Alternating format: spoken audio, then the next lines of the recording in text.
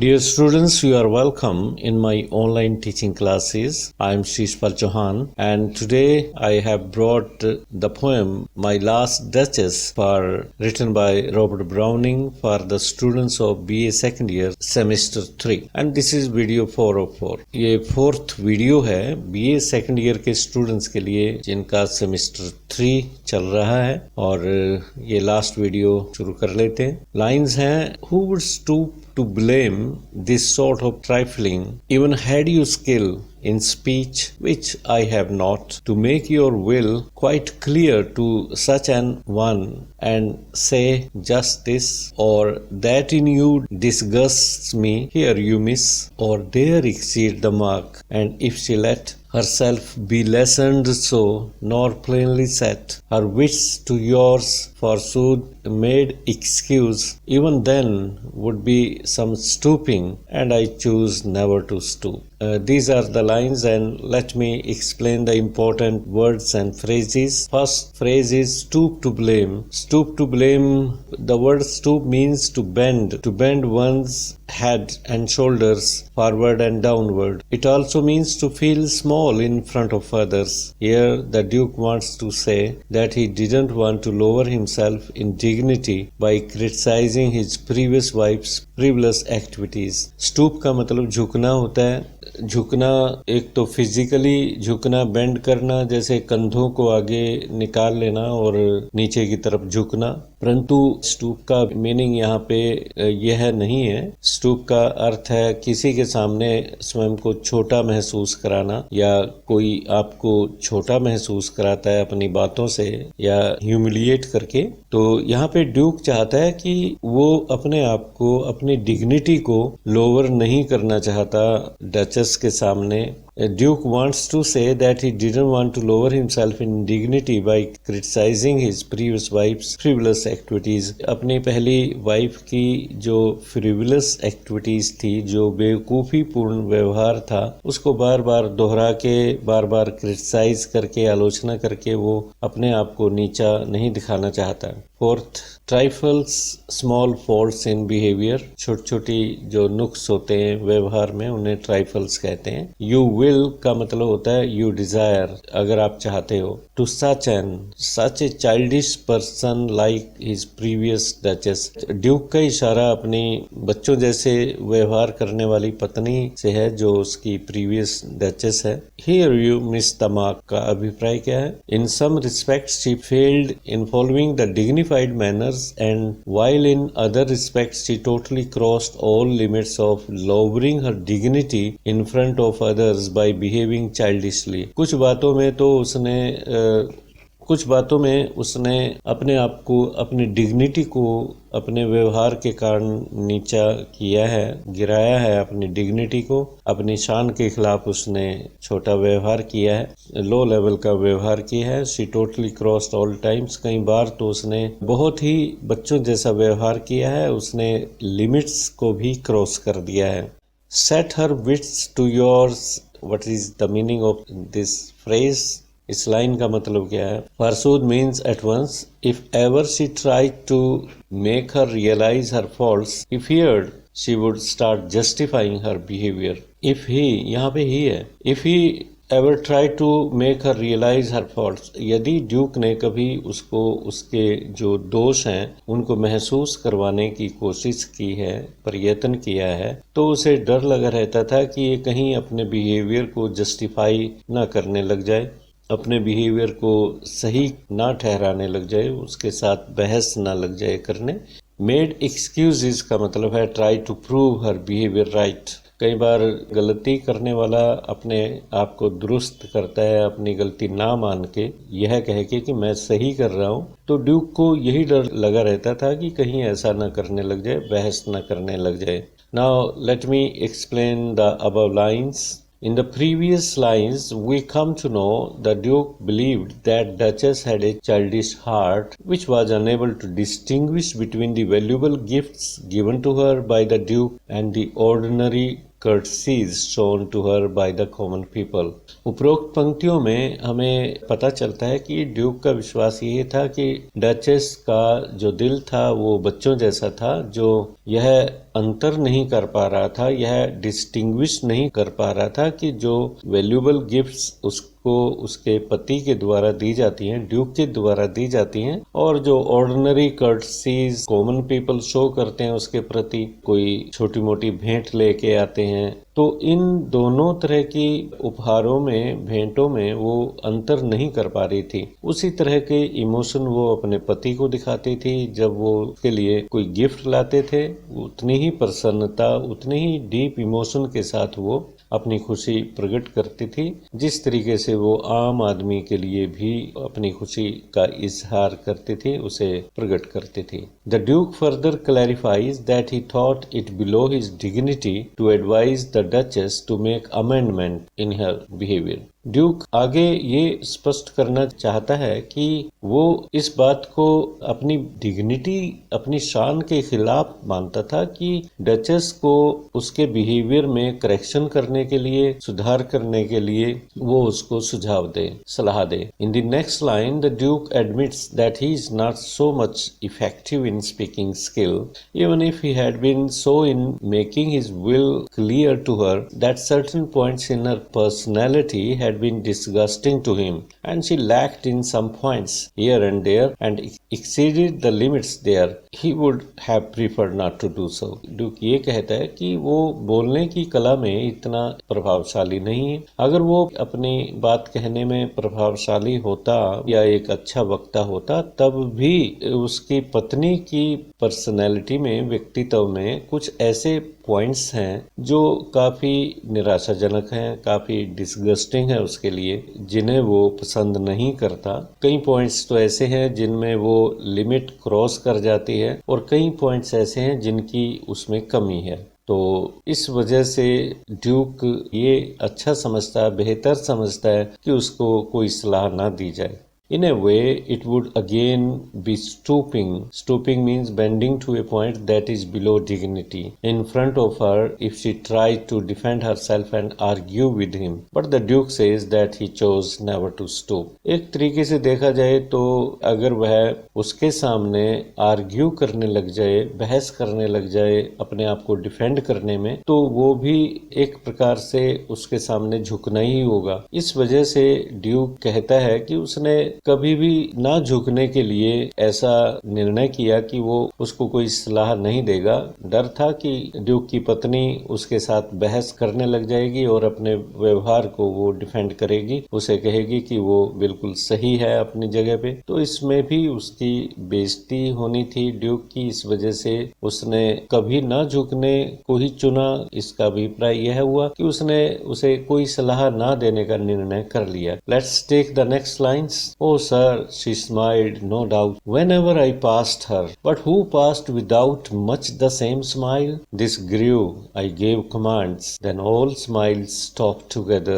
There she stands as if alive. Important words and expressions. I gave commands means the Duke says that he gave orders. It shows his dictatorial nature.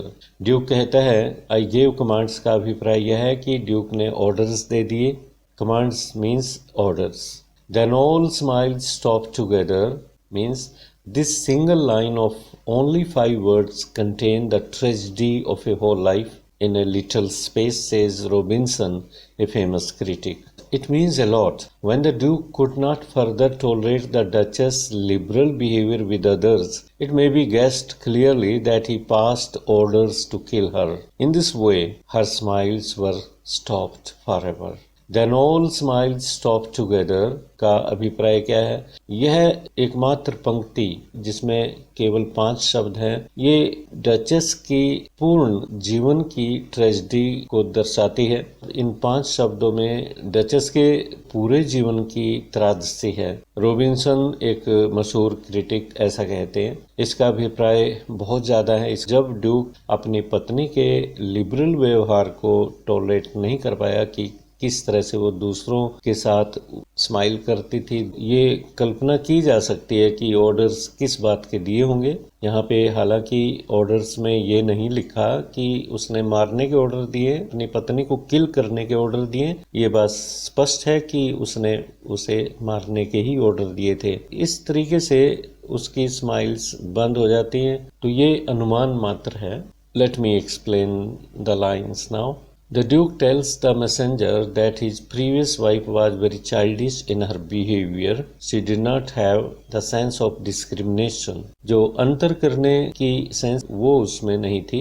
So she smiled at every person. The Duke did not mind her smiling at him, but he did mind when she smiled at others with the same intense feeling as she put in the smile at her husband. Duke को अपनी पत्नी के smile करने पे कोई आपत्ति नहीं थी. After all, the Duke had the 900 years old name and fame to the credit of his family, so her frivolous nature irritated the Duke so much that he passed orders to kill her, and with that all smiles stopped together. After all, the Duke had the 900 years old name and fame to the credit of his family. आखिरकार Duke का जो परिवार था 900 वर्ष पुराना ख्याति प्राप्त था, 900 वर्ष पुराना प्रसिद्ध परिवार था जिसका अपना नाम था, अपनी पूरी प्रसिद्धि थी. इस वजह से अपनी पत्नी की फ्रिवलस नेचर पे, फ्रिवलस मीन्स अम्यूजिंग बट सिली, बेवकूफ़ीपूर्ण जो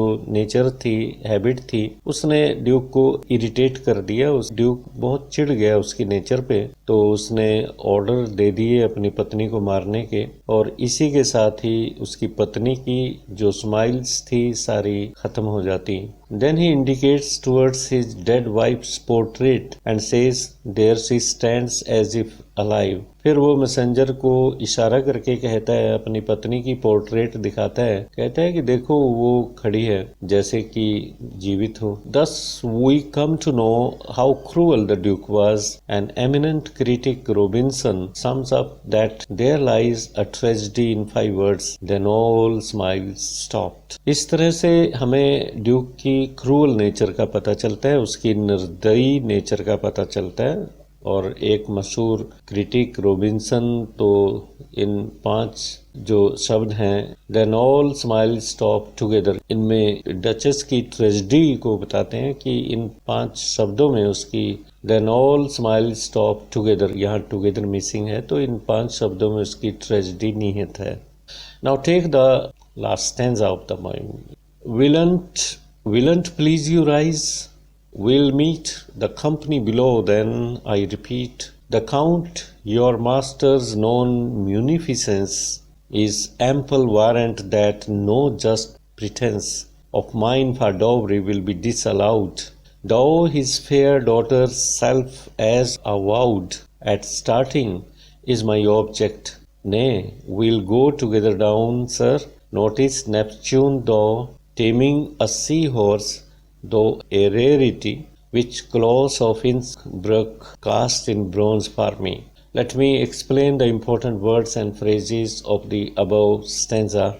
Munificence means generosity. Munificence का अर्थ होता है उदारता, दिल की विशालता. Ample means sufficient, पर्याप्त. Warrant means guarantee. Just pretense means reasonable claim. ऐसा दावा reasonable हो, न्यायोचित हो. Avowed means declared. Neptune means the sea god in classical mythology. Classical mythology में sea god को, समुद्र के देवता को नेपच्यून कहा जाता है. A rarity that is not found everywhere, एक दुर्लभता को रेयरिटी कहते हैं, ऐसा कार्य जो बहुत कम होता हो. Claws of Innsbruck, an imaginary sculptor, किसी स्कल्प्टर का काल्पनिक नाम है. Bronze, a metal made up with the mixture of copper and brass, copper और ब्रास को मिला के जो मेटल बनती है उसे ब्रॉन्ज कहते हैं. Below means down stair, below का अभिप्राय नीचे सीढ़ियों पे. Let me explain. In the above lines, first of all, the Duke asks the messenger very politely if he could rise because they will be meeting the company downstairs. शुरू में Duke कहता है messenger को, बहुत ही politely कहता है, विनम्रता पूर्ण तरीके से कहता है, सर क्या आप उठना पसंद करोगे, क्या आप खड़े हो सकते हो, हमें नीचे लोगों को मिलना है. Then he shifts the subject of criticizing his previous wife's behavior to that of dowry that he expects from the count in the marriage with his daughter. फिर वो पहली पत्नी की आलोचना करने वाला विषय बदल देता है और अपने विषय को डॉवरी पे ले आता है, दहेज पे ले आता है, जो उसे उम्मीद है कि काउंट अपनी बेटी की शादी पे दहेज में देगा। First he indirectly hints at a rich dowry he wants to get in his second marriage. He starts telling the messenger that he knows that his master, means the count, is very liberal and generous and that guarantees sufficient dowry to his daughter. पहले वो indirect तरीके से अप्रोक्ष रूप से अत्यधिक दहेज की तरफ इशारा करता है जो वो अपनी सेकंड मैरिज में चाहता है, और मैसेंजर को कहना शुरू कर देता है कि वह जानता है कि उसका मालिक, मैसेंजर का मालिक काउंट बहुत ही उदार हृदय है और उसका उदार हृदय ही इस बात का गारंटी है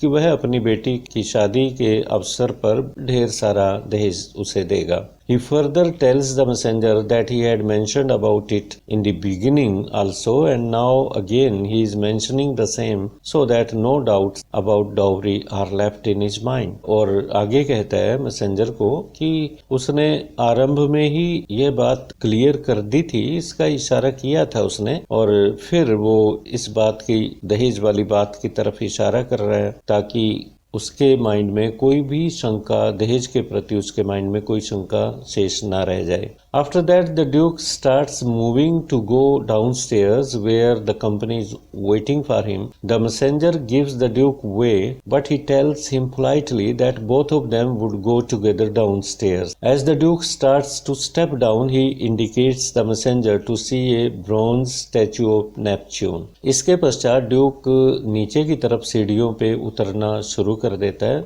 जहाँ पे नीचे लोग उसका इंतजार कर रहे हैं, और मैसेंजर उसके ड्यूक के रास्ते से हट जाता है उसे नीचे जाने देने के लिए। तो ड्यूक बहुत ही विनम्रता पूर्वक मैसेंजर को कहता है कि नहीं सर, हम दोनों नीचे इकट्ठे जाएंगे, और फिर जैसे ही ड्यूक नीचे की तरफ स्टेप डाउन करता है, एक दो कदम लेता है, तब वो मैसेंजर को इशारा करके ब्रोंज स्टैचू दिखाता है जो समुद्र के देवता का है, जिसमें वो घोड़े को टेम कर रहा है। टेम करना होता है काबू करना, जैसे घोड़ा काबू नहीं आता तो जो समुद्र का देवता है नेपच्यून घोड़े को टेम करता हुआ दिखाया गया है। He tells the messenger that it was a rare piece of art, और मैसेंजर को कहता है कि ये कलाकृति बहुत ही रेयर है, दुर्लभ है। एक फेमस बुद्ध तराश ने, जिसका नाम क्लॉस ऑफ इंसब्रक है, उसने बनाया था। इंसबर्ग के किसी क्लॉस नामक बुद्ध तराश ने उस ब्रोंज के स्टेचू को बनाया था। Thus it shows that the Duke has great love for art. Here this great poem ends up. इस तरीके से ड्यूक यह प्रकट करता है कि उसका कला में कितना लगाव है, कितना प्यार है कला के प्रति, उसकी शोवी नेचर भी यहाँ प्रकट होती है। तो प्यारे विद्यार्थियों, इस तरीके से आपकी ये पोएम एंड्स अप हो जाती है, खत्म हो जाती है। नेक्स्ट पोएम लेके मैं फिर आऊंगा। Till then have a nice day. Thank you.